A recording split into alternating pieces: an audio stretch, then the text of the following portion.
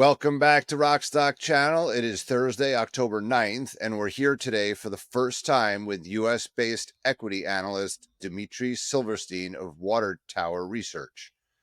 I've known Dmitry for almost as long as I've been advising lithium companies. He has one of the longest histories in the lithium space, having covered Albemarle when it bought Rockwood more than 10 years ago, as well as SQM and FMC, then Livent and Allchem. In 2008, I was trying to get Dmitry to write about a newly formed 25 million market cap client of mine that was drilling holes in Nevada and had big ideas of building the first ever lithium operation from sedimentary clay. 17 years of smooth sailing later, that project is fully funded and under construction with Uncle Sam and GM as its partners, and it sports a market cap over $2 billion. We will talk today a bit about Lithium Americas and the broader critical minerals frenzy underway, in particular for U.S.-listed companies with U.S.-listed projects. And then we'll dive deep into one of those companies, the metals company, for which Dmitry writes formal research coverage. I reconnected with Dmitry over the summer as Water Tower invited me to speak about lithium on their podcast.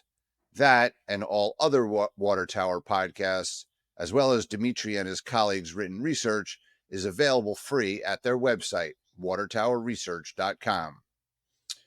As a reminder, my partner Rodney and I are strategic advisors to and hold equity interests in a number of the companies that will be discussed in today's podcast. But we are not, of course, financial advisors, and nothing in this video should be considered investment advice. Please do your own research and read the disclaimer at the end of this video. Before we begin, we'd like to thank our two sponsors, Lithium Royalty Corp and USCF Investments. Lithium Royalty Corp is a lithium-focused royalty company with a diversified portfolio of royalties on mineral properties around the world and trades on the Toronto Stock Exchange, ticker symbol LIRC. USCF Investments is an ETF pioneer for nearly 20 years, with 15 funds providing exposure mostly to commodities futures such as CPER for copper, ZSB for battery metals, USG for gold, and SDCI for a broadly diversified commodity exposure. And with that out of the way, welcome, Dmitry. Please tell us a bit of your background and Water Tower and some of the companies you cover, and then we'll dig in with the discussion. Thank you, Howard, and thank you, Rodney, for inviting me to participate in this fireside chat. A little bit about myself. I started my career as a chemical engineer, and process engineer specifically, working for a number of companies, including a battery manufacturer. Now, this was the old lithium, this is not lithium-ion batteries, it's the old lead-acid batteries, but it was still a good experience nonetheless. And then about 10 years into my career, I made a switch. I went out and got a master's in finance with concentrations in financial markets and trading back in Chicago. It was a very good program, new at the time, that was set up by local Chicago financial institutions, basically, as far as curriculum was concerned. And honestly, I thought I was going to get out of that program and end up being a bond analyst or maybe work for a bank in a swaps department or something like that, and ended up in equity research almost by accident. I was fortunate enough to be mentored by Alan Cohen at First Analysis, and then I worked at Solomon Smith Barney and Lehman Brothers for a while, before spending about 15 years working for Longbow Research here in Cleveland, which was a startup company when I joined, and grew eventually to be about 18 analysts or so. Very tough sledding, as I'm sure you know, if you have a equity research business without investment banking business. It's tough to get paid, and that's one of the reasons that I moved over to Water Tower Research back in 2021, so right kind of in the middle of the pandemic. And honestly, what attracted me to Water Tower Research is the better mousetrap. The company positions itself as basically being at the forefront of modernizing investor engagement through research-driven communication. What that means is I still get to do what I love doing for 20 years plus on the sell side, which is educate investors about companies, bring new and novel companies in front of investors. But what I don't need to do is argue for a valuation or a price target or a rating. We get investors, as we like to say, 85% of the way there by providing them a due diligence package that's independent of the company's website, and providing smaller cap companies with an opportunity to reach investors, because our platform, as you mentioned, is free and available to everybody. It's not entitled research. So you can go on FactSet, you can go on Bloomberg, you can read our research about the companies. Currently, Water Tower Research has, I think, 9 analysts, and we cover somewhere between 50 and 60 companies, and continue to look for additional small cap and micro cap companies that need investor engagement, need to reach investors. But if they don't know you're there, they can't buy the stock. So our first job is to make sure that we inform investors about these new opportunities. Okay, that's great. We were talking just before we started here, Dmitry, and we're going to segment this discussion with a bit of, you had a week or two ago a critical minerals two-part seminar. It's been very topical since the summer, since MP Materials attracted an investment from the Department of War, and now Lithium Americas from the Department of Energy, as well as a trilogy, a copper story in Alaska. But you said overnight there was some news. I haven't even had a chance to read it out of China. What was that? Because as we're pre-market here, both MP and LAC are up on this news. So, China has been basically a steward, if you will, of critical metals availability to the world, because regardless of where the metals are mined, they're produced or they're refined into usable products, particularly for the battery industry in China. And one of the elements that China actually does have a near monopoly on in terms of location is rare earths. There's a large rare earth deposit that they've been exploring and exploiting in Inner Mongolia. And they've come to dominate the market as the low-cost producer, pushing out all the other players. And they have not been shy about using export bans on rare earths in a geopolitical context. The first time I came across that was actually covering Albemarle and Engelhard manufacturers of catalysts, and rare earths are used in catalysts. And I remember back in the mid 2000s when China and Japan had their first spat politically. China basically banned export of rare earths that are also used in semiconductor manufacturers as a way to punish Japan.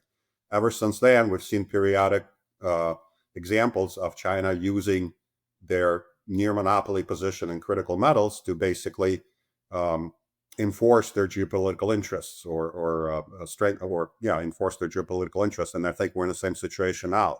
There's a meeting coming up with the administration and Chinese Chairman Xi, and I think it's this latest announcement today basically ramps up even further some of the export bans and export restrictions on rare earths, on lithium technology, and some other products related to critical metals. And that's why you're seeing the stocks in the U.S. companies and Australian and Canadian companies react today, because it, again, underscores what has been the thesis of our symposium, which is that developing a critical elements infrastructure, not just mining, but the processing infrastructure, is critical to national security. It's not a question of economics. It's not a question of being the lowest producer to be in the game. It's now becoming evident that we need to decouple rapidly from Chinese ability to put a stranglehold on the new economy. I mean, everywhere you look, you need the metals that Chinese control production of. And if we want to have a developing technological economy, we need those metals to be freely available and for pricing to be transparent. Dmitry, we reconnected at the Metals Company Strategy Day, and I think you're Ukrainian, is that right, or are you Russian? I am. Well, it depends. I grew up I was born and raised in Ukraine, in Kiev, in the capital of Ukraine. So I consider myself Ukrainian. When my family left USSR, it was all one country. But now that we have this bifurcation, I do consider myself Ukrainian, although I will say that my mom was born and raised in a small village in Siberia, so technically she's Russian. But if we would have stuck around, we Okay. would have gotten a Ukrainian passport. Okay, I bring that up as just an interesting anecdote, but also of relevance here is that earlier this year, the critical minerals focus, it was about Greenland, then it was about Ukraine. We negotiated a deal, and there's a big lithium deposit in Ukraine, but since then, over the summer, the actions have been taken. There's been a big focus on U.S. assets, right? And the metals company has benefited rhetorically from Howard Lutnick and Marco Rubio talking about, the need, for seafloor mining, et cetera.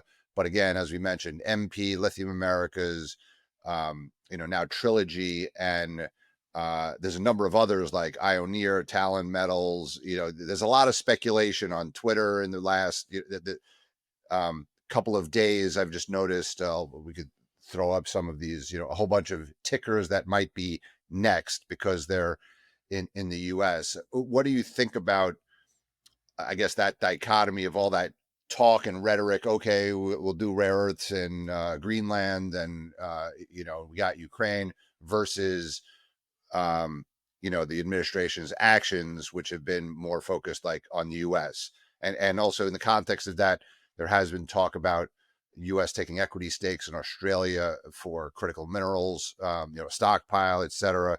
And Mark Carney was just meeting with, from Canada, with Trump, and there's been like that Canadian dynamic. So what do you think of, where like those countries, Five Eyes, where we have relationships, versus Ukraine, which is a bit more challenged, I think, or Greenland, which is, more early stage.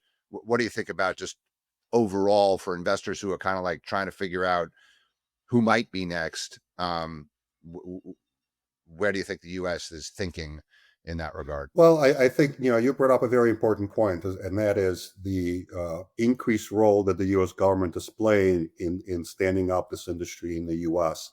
Or in friendly, offshore locations, but so friendshoring or onshoring. I think that's a dynamic that's going to continue to play out. I think that it is important to look at companies when you're kind of looking at who's next. There's two things that I think investors need to consider. One is the size of the resource. In other words, is this a world-class resource, or is this going to be something that's sort of speculative? Let's say some DLE-based lithium mining, excuse me, where the technology is not quite proven yet, and even if it is proven, they may end up being at the top end of the cost curve, and will need pricing to go up meaningfully for them to be productive. I think it's equally important, and probably even more important, to look at companies that have plans of getting into downstream production. Because again, we have, at least for the near term, for the next, let's say, 5-7 years, we have sufficient lithium in the ground that we know of from developing companies, that are already producing lithium, that they can supply the market. The question is, no matter where it's mined, whether it's in Australia or whether it's in Latin America, it gets shipped to China for processing. So I think setting up the processing infrastructure and companies that are actively pursuing that strategy would be in a better position to attract capital from the government, and B, would be better positioned to actually help resolve the situation that we're talking about, and independence on China. Because again, I just remember back to the days when Albemarle and Livent, or FMC before them, started building plants in China. The idea was to build plants where the demand is, and the demand for lithium, at least in the early days, whether it's EVs or smartphones, was coming from China. So it made sense to build that. My point is, you can make the same decision now, or those same companies can make the decision now to build in the U.S. or build in North America, and bypass China. China does not control those mines, although they do indirectly in some cases now, in Chile, and somewhat in Argentina. But you can get metal. You just need to be able to process into materials that are used by customers, by battery manufacturers. And I think companies that can do both have a resource that's low cost, or at least competitively priced, and intentions of building out an infrastructure downstream would be, I would say, prime candidates for getting government funding. I would also point out, you mentioned the symposium that we had 2 or 3 weeks ago. We've spoken to 10 companies in the space, including TMC, and all of them made a point that while direct government funding is an avenue and certainly would be helpful to the industry, streamlining regulations and permitting processes was probably top of the list of where government can be useful in helping this industry get started. And the other thing was, several CEOs made comments that it's the funding by government agencies themselves. They view it as more of a signal to private markets that it is quote unquote safe to get involved with this industry right now, that it is being supported, that it is being taken seriously at the highest level of government, and therefore government funding can serve as a catalyst for private investment, because at the end of the day, we're going to need hundreds of billions of dollars, if not trillions of dollars, to truly set up a viable industry here in North America or on friendly shores. And you can't do that all with government money. And personally, as a free marketeer, I don't want to see it done with government money. I want the private investors to get involved and to benefit from the economic returns from their risk taking. I want to get into that in a second, but you were mentioning a couple of things in there that actually corresponds to what I wrote in my recent lithium bull. There's been a transition from a mantra perspective. It used to be kind of go along with China short, go along with Tesla short, and keep it simple, stupid. But the government, yes, an asset needs to be very large, like Lithium Americas is very large, and MP, but they are open to the processing is key, and they are open. You mentioned, maybe not DLE, but they are okay with first of its kind opportunities, right? Lithium Americas is a first of a kind, clay opportunity. And MP Materials making magnets, that's a first of a kind for MP to be doing that. So I think the government's comfortable with first of a kind risk, which previously, for 2 decades, we've talked about keep it simple, stupid, because there have been a lot of, new things that have not, been successful. Another company, Hyperion X, is, which we recently visited, has new technology, for titanium. And so the other comment I'll make, and your opinion about it, because I'm a free marketeer as well, but I noticed a big distinction. Whereas the Biden administration offered grants, which needed to be matched, right? Like, so you need to raise the private capital, and then you'd get, the grants, and then there were loans, right? The Trump administration is viewing this. They're willing to take equity risk, but they want taxpayers to share in the upside, right? And select for strategic industries. And this is China's model. This is Japan's model. This is Korea's model, right? This is an industrial policy. And I think it's that validation, is the equity validation. Lithium America's stock did not rally when they made a final investment decision in April, when they thought they had their loan, right? But it did rally once they were forced to give over free equity, right? So the market thinks, I think it's the removal of uncertainty to certainty. But having Uncle Sam as a partner, Intel's up, I think 50%. It's, you're too big to fail. They're going to make sure permitting wise, and that this is going to work. So I'm okay with the equity stakes, and personally, and it's just kind of like an observation. But let's turn to TMC, because TMC is large, right? And it is first of its kind, right? And we're supportive of the company. We're advised the company, but I've always viewed the company as, in the oil industry, there never was offshore oil and gas, I don't know, 30, 40, 50 years ago. And now offshore oil and gas is, I don't know, a gigantic percentage of overall, like, oil production. So an industry was invented in oil and gas, as a new industry is being invented potentially, with TMC. And with that, I'll let Rodney dig into, TMC questions with you. Great. So would be good to start off, Dmitry, with your initial thoughts on the PFS and the independent assessment, or the initial assessment. Sure. So the company filed their initial assessment for what they call the NORI D zone, or the portion of their NORI license area in the CCZ, back in 2021, I believe. The PFS over that same zone is now basically a much tighter and much more detailed financial analysis and financial model, where a lot of assumptions that were made early on have been revised, including the price of the metals that are being reflected in the net present value. So some investors, when they sort of rolled that out at the event that Howard and I were in, may have been a little bit disappointed that the PFS reflected a lower value or not as high of an uptick in value as people may have expected compared to the earlier initial assessment. But again, it's a much more rigorous financial document with many more realistic assumptions behind it and informed by the company's experience in their large-scale pilot project where they actually lifted 3,000 tons off the bottom of the sea in the CCZ zone, in CCZ, and also had PAMCO process that material into multi-metal alloy and manganese silicate leftover, if you will, or slag that can also be sold commercially.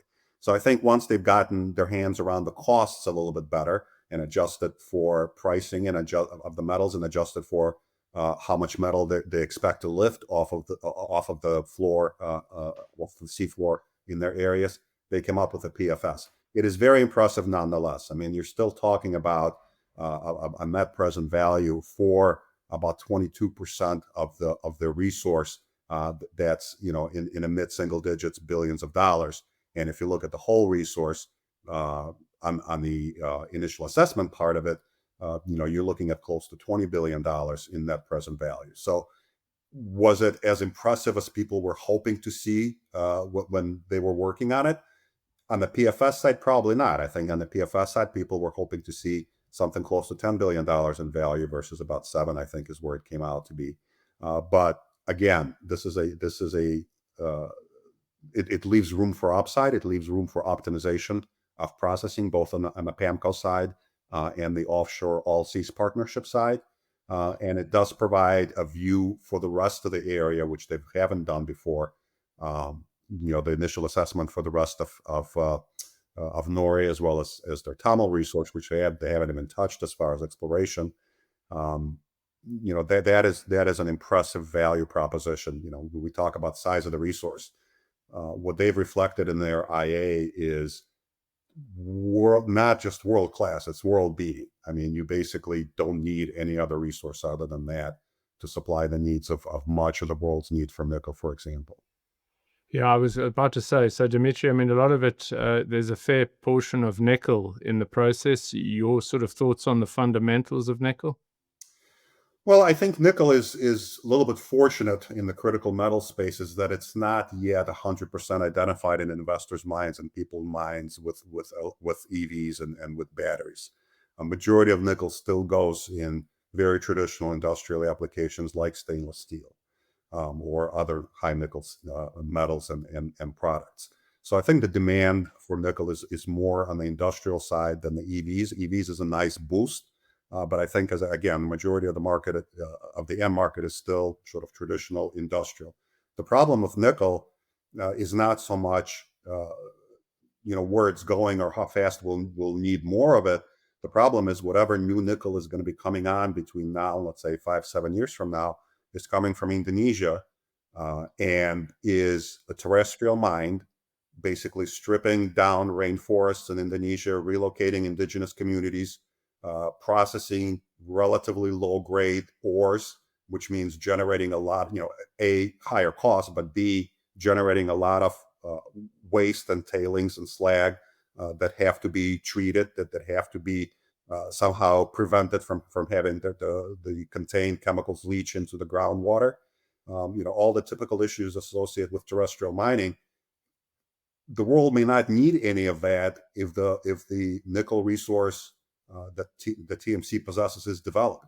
So we'll need nickel for sure. The question is, where do we get it from, and how do we get it? Do we want to get it from the most bio-intense areas in the world, like rainforests, or do we want to get it from the bottom of the sea, which accounts for 0.1% of the biodiversity, and most of it is microbial or single or small multi-cell organisms. And talking of that, in terms of processing, you toured the PAMCO facility in April. What sort of impressions did you have of the facility and the team? Well, I will say that the trip overall was remarkably successful and well attended. I mean, we had 2 buses full of people. So about 60 people came on this trip. Most of them were industrial partners or potential partners, including representatives of Korea Zinc that subsequent to that trip did sign an agreement and made an investment in TMC. The plant itself in Hachinohe, Japan, it's in a very northern part of Japan. There was about a 20-degree temperature drop from the train we took in Tokyo and when we disembarked in Japan in Hachinohe. It's a 60-year-old nickel plant, so it's well maintained. It's Japanese, but it does show its age. But the walking through it was a good experience, and I was particularly surprised and impressed by the presentation that PAMCO officials gave post the tour, where they actually outlined how much effort it took for them to adjust their processes from processing nickel laterites, which is what the plant is set up to do, to process the multi-metal nodules that TMC brought them. The company didn't talk about that a lot, but the company being TMC, but PAMCO, their presentation was really about a lot of heavy lifting that they've done at bench scale, at pilot scale, and at commercial scale to customize their process flow, to spend the money needed to do that. And that's one thing that TMC was able to do with their agreement with PAMCO, is all of the capex that will be required to upgrade or change the nickel laterite processing steps to processing nodules will be borne by PAMCO. And there is a lot of work that has already been done to prove the concept. Obviously, they've processed 2,000 tons of nodules, and did get the alloy out of it, which was their goal. That alloy will be subsequently processed probably in Korea Zinc facility initially, and maybe somewhere else in Indonesia later on, into MAP and the manganese silicate. And talking of Korea Zinc, they recently invested, you mentioned the Hess family, and investment from Allseas. So there's been quite meaningful support from some solid names there. Certainly has, and I think the executive orders that came out of the administration in the first months of Trump coming into office, focusing attention and government attention and government resource on deep sea mining, had a lot to do with it. The fact that TMC has found a path to actually get their project through a regulatory pathway to commercial production using U.S.-based regulatory environment rather than the non-existent ISA-based regulatory environment was a big step in that as well. Certain investors, whether they are financial investors or strategic investors, have the same aversion to risk, right? If you're not sure if the project is going to be successful, you're not going to risk your money doing it. So I think the fact that the Hess family got involved, that Allseas stepped up their investment, they've always been a very solid partner for TMC, and that they've got a new large strategic partner such as Korea Zinc, which has expertise in processing 20 plus different metals. So they, if you were looking for a partner that can take this into production, you couldn't have asked for a better partner. I think it all flowed from the fact that the U.S. government has signaled that they are very serious about having this resource developed at some point in the not too distant future. And there's other deep sea names out there like Omex and so on, but just how far ahead is TMC? Well, TMC estimates, I think, in their own public remarks, they've said that they're probably something like 5 to 7 years ahead of anybody else, primarily referring to the Chinese competitors that may be coming on the steam in the CCZ. Looking at what they have done, and you mentioned Odyssey Marine Exploration, Omex, which is also a company that we work with here at Water Tower. They are they're minority investors in companies that are doing exploration right now around Cook Islands, exclusive economic zone, also polymetallic nodules, also deep sea. But they're still in the very early stage, the pre-feasibility collection of environmental data. TMC spent close to $500 million over the last 10, 15 years getting to where they are. So I do concur with management's assessment that they are at least half a decade, if not more, ahead of other players in this area. Now, once they show the path, and once they actually bring this project into production and usher it through the U.S. regulatory process, I think others will accelerate their work in this industry. I think cash will start flowing into this industry, and smaller companies will be able to accelerate their development more, because that's the biggest obstacle, really, is raising the money to do those explorations, to collect the environmental data, to analyze it, to do pilot plant tests. I mean, nobody's done what FMC has done as far as lifting 3,000 tons of nodules off the bottom of the ocean.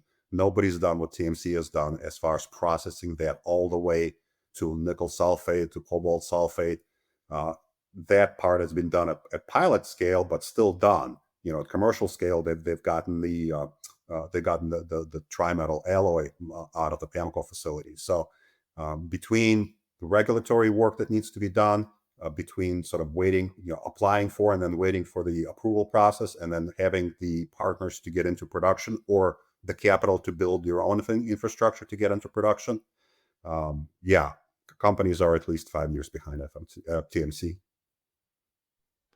And just to cover all the bases, Dmitry, what in your mind are the major risks for TMC here?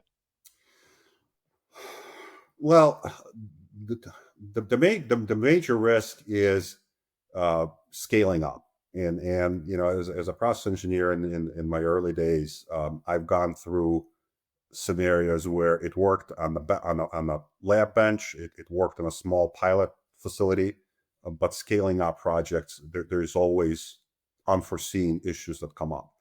I think the PAMCO run alleviated some of that concern, but I think it's still there to some extent. Number two, I would say their PFS is based on pretty aggressive assumptions around sort of days at sea and how productive their ships can be in the ocean.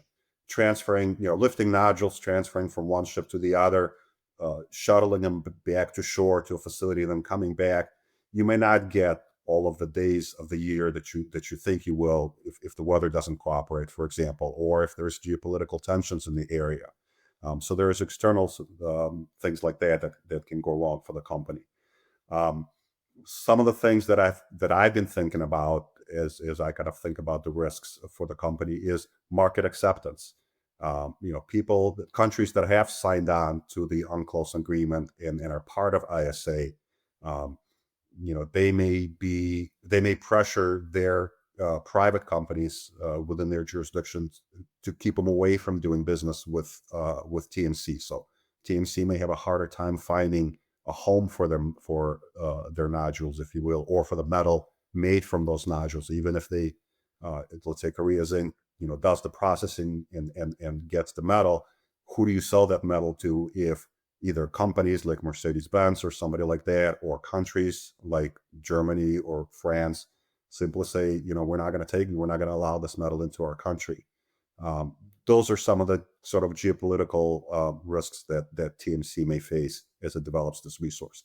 But I'm very encouraged by the fact that they have done the large-scale pilot test. They have shown the capability of lifting thousands of tons off of the seafloor, and I'm very encouraged by the success of PAMCO with minimal changes, with minimal capex to change their process, still being able to get out the alloy on the other side of the process. So that I think a lot of those risks have been taken care of.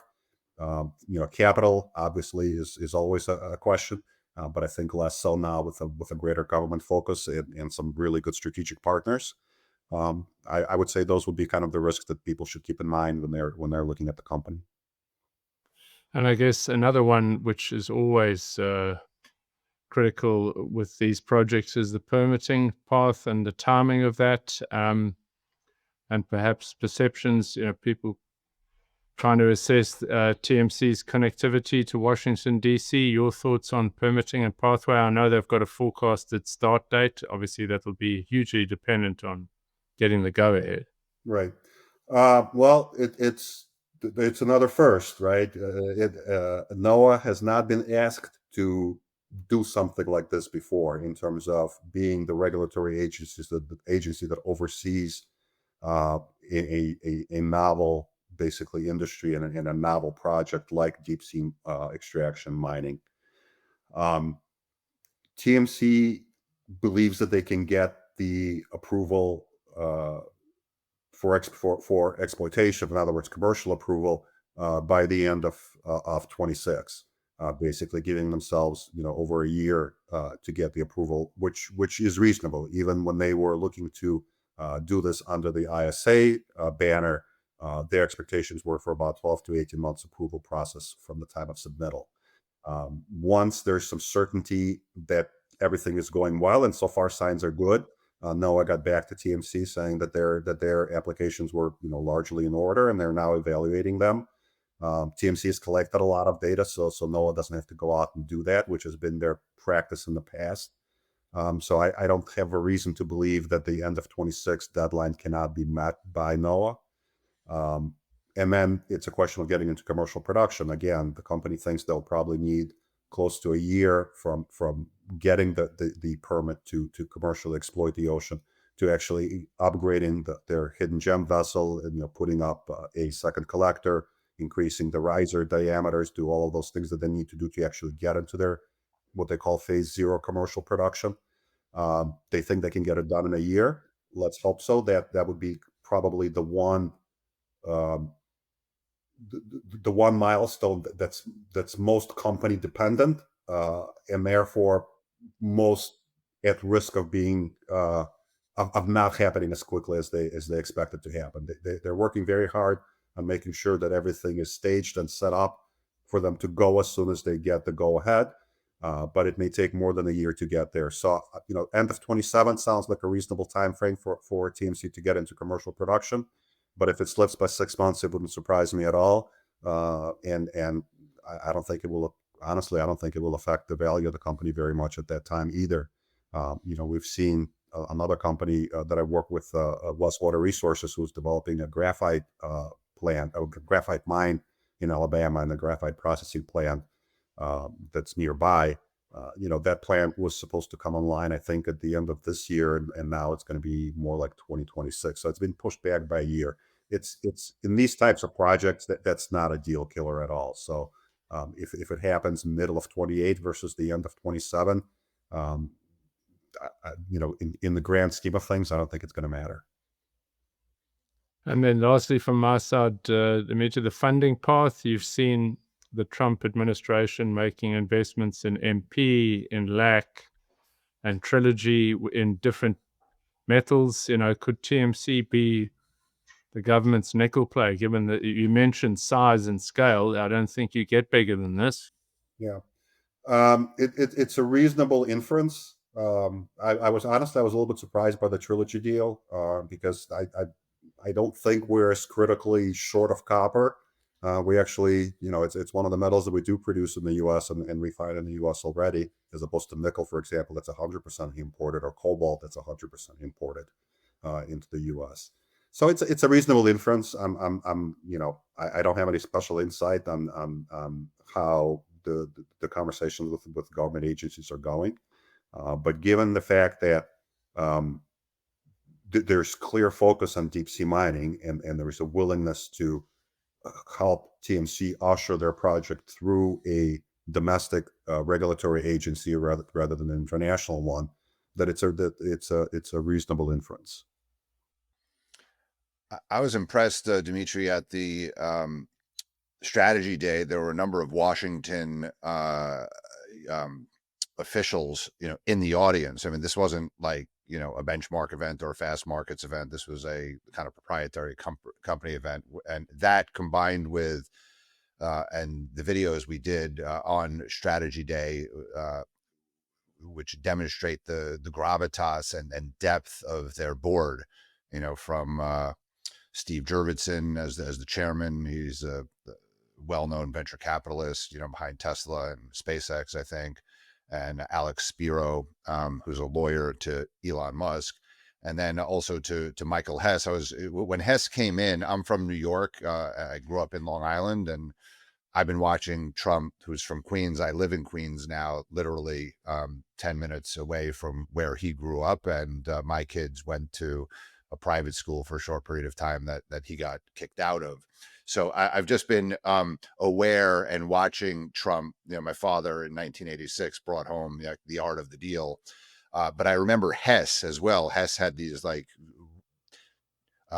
had gas stations when I was growing up, and they had this like toy Hess truck, which we could kind of like put up here. It was kind of iconic.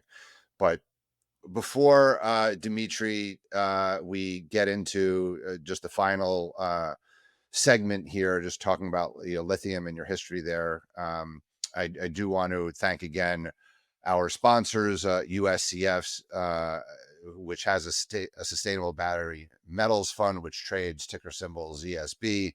It invests in metals derivatives, instruments, and equities exposed to electrification and thematic, and includes holdings in aluminum, cobalt, copper, zinc, lithium, and silver futures, and also some equities like Albemarle, MP Materials, and Iluka. And as we're about to speak about lithium, also want to thank Lithium Royalty Corp, which holds a number of hard rock and brine royalties, including Sigma Lithium in Brazil, Winsome Resources in Quebec, Core in Australia, and TreQ in Argentina.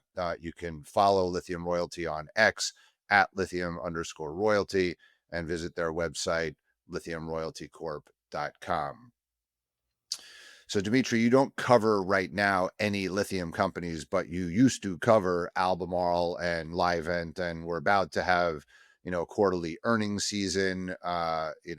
Lithium stocks have been rising on our scoreboard in Q3, not just because of the Lithium Americas investments, but there seems to be some thought that lithium prices might rise. At least that's our read into it, looking at Ganfeng rising, 80, 90% in Q3, as well as Minres and Pilbara. So do you have any views on lithium market overall, or any of those companies? I guess, just let us know your Yeah, thoughts. so I mean, I used to cover lithium much closer than I do now. As you mentioned, I used to cover Albemarle and Livent back in the day in FMC before it became Livent. Um, I think the dynamics are very similar. You had a oversupply coming out of either, I don't know if you want to call it the post-pandemic or the supply chain disruptions that caused people to double and triple order just to make sure they had lithium on hand in 2000, 2001, 2002 period. Um, I'll be honest with you, I've never been a big bull on electric vehicles. I always thought that this was going to be a niche um, a niche market, not that it wasn't going to take over and completely replace internal combustion engines, but there were definitely some applications for it.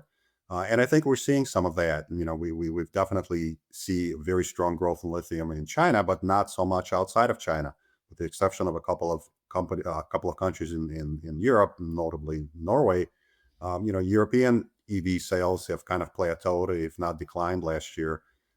Same for the U.S. and North America. So I think there was a little bit of an overbuilt of inventory, anticipating much faster uptake of lithium in EU and North America. That did not happen. I think the market is adjusting to that right now.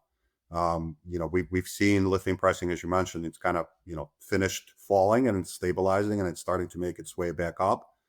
From what I've been reading and what I've been seeing, people comment the overhang of lithium inventory is just about worked off, and then probably should have a kind of getting back to real demand being reflected in production numbers, and rather than being met out of inventory as early as next year, as early as 2026. So I think the market is setting up for a nice recovery. I remember back in the day when lithium was trading at $3-4 a kilo, or $3,000-4,000 a ton. It's a lot higher than that now, and it'll continue to go higher. But I don't think we're going to see, 50, 60, $80,000 a ton metal prices, lithium prices anytime soon. Partly because it will make it will slow EV adoptions because it'll increase the cost of the battery pack, and partly because the Chinese, I think, are hell-bent on keeping resources such as Lithium Americas out of the market in terms of attractiveness, and keeping some of the junior lithium companies that are working on developing their resources, which will necessarily be, at the middle to higher end of the cost curve, from coming online. So it pays Chinese to keep the price of lithium low and to continue to dominate the market until we get processing of lithium out of that country and into other jurisdictions. I think that we'll continue to have that control on pricing, which frankly, I think is somewhat artificial. I would love to see sort of non-Chinese lithium prices being quoted somewhere. I think that would bring more transparency to the market and incentivize some private investments, if you can see the real economics of producing lithium. But for the next 12 to 18 months, I would expect the market to improve slowly. And deals like Lithium Americas, we talked about, the nice thing about clay-based deposit as opposed to like a DLE technology is that processing lithium contained in clay is not that much different than processing lithium contained in spodumene, which we know how to do very well. So I think that the technological risk there is much lower. When you talk about companies that can benefit from similar investments, I have to mention Jindalee Lithium, which has its properties right adjacent to the Thacker Pass deposit that Lithium Americas controls, and it's very similar geology and very similar concentrations of lithium in those clays. So developing U.S. production of lithium, I think, is important, but I think it's much more important to develop lithium processing technologies, and that's a question of just having the will to and the regulatory environment to put out plans. I mean, it's as simple as that.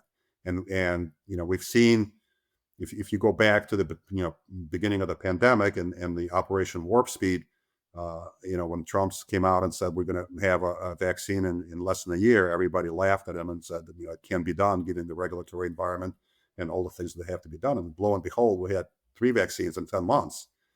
So where there is a will on the political side, there is a way. And I think that this is that a similar dedication to setting up a domestic production, refining, processing, production supply chain, not just metal mining, in the U.S. is critical. That's very helpful color, and I want to dig in a little bit because you did mention Jindalee, and I was going to mention some other sediment projects like Surge Battery Metals and Century Lithium and American Battery Technology stock. That stock has risen quite a bit. Jindalee just, so again, going to this U.S. listed versus non-U.S. listed, Jindalee has announced like a SPAC or merger with a SPAC at a much higher valuation than on their ASX listing. American Battery is already fully listed and has a much higher market value. But then you made a comment about the DLE technical risk, but in the Salton, the Salton Sea, I don't know what the prospects are. Geothermal, Trump doesn't love California and Gavin Newsom, so I don't, but if you look at Arkansas and the oil companies that are very active over there, I think, Standard Lithium and Exxon and Chevron, like Standard Lithium has a high market cap. Ioneer, I forgot to mention, in the sediment space, even though that's boron and they're not mining clay, it's hard rock, I guess, and they are also U.S. listed. They're getting some speculative interest. So I guess final question, as you look at the types of assets, right? There's sediments, there's DLE, and then there's, in Canada, hard rock. There's hard rock in Brazil. There's brines in South America, and there's hard rock in Australia. A lot of those countries are friendly or have free trade agreements with the U.S. Friendshoring versus building domestic from a lithium perspective, and then lithium type, where would you, if you were an investor, think the U.S. dollars are going to flow? I think that if you're talking about government funding, then I would say, looking closer to shore probably is a higher probability. So companies that are listed in the U.S. and more importantly have their resources in the U.S. would probably get preferential treatment. but I keep getting back to the fact that having a metal resource is important, but it's not super critical. What is super critical is having metal processing capabilities in the U.S. or in friendly shores. I think developing that is the only way that we can decouple from China, Indonesia, or Democratic Republic of the Congo when it comes to cobalt, for example. Um, you have to be, you can find, lithium is not a scarce resource, right? I mean, you and I both know, I mean, lithium is all over the place, right? You don't have to go out and look for it. The question is it in high enough concentrations to be economically processed? You referenced geothermal operations and some of the oil companies. If you can get quote unquote free energy to do some of the initial evaporations before you get into the daily unit operations, because you're already pumping hot brine, that that is more likely to be commercially successful. Um, you know, I remember Albemarle, before they bought Rockwood, they were actually running some pilot plants of trying to get lithium out of the brine that we're pumping out of Arkansas to get to bromine. And there were some co-production economics that would have made them, reasonably competitive as a lithium producer, even though the lithium in their brine was a very low concentration. I think at the end of the day, the companies that investors I think should gravitate to are the ones that are U.S. listed, um, where the mineral resources are either in the U.S., Canada, Australia, and friendly jurisdictions, but also that have either in the works or at least in the planning stages intentions of becoming downstream producers of spherical graphite if it's a graphite miner, lithium carbon, lithium hydroxide or lithium carbonate if they're a lithium manufacturer, uh, you know um, cobalt sulfate or nickel sulfate if they're a cobalt or nickel producer. Getting stuff out of the ground you can do almost anywhere, as Chinese have demonstrated.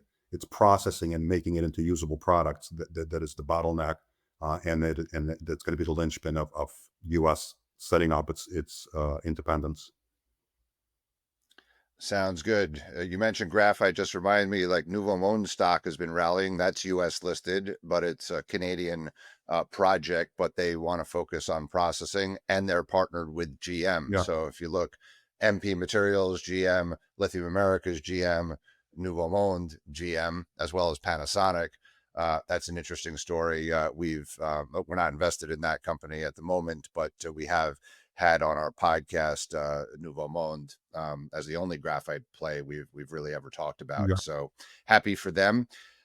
Dmitry, thank you very much for this hour or so of time and digging into the metals company and all the other critical minerals commentary, and look forward to continuing this exciting dialogue in the coming quarters and years.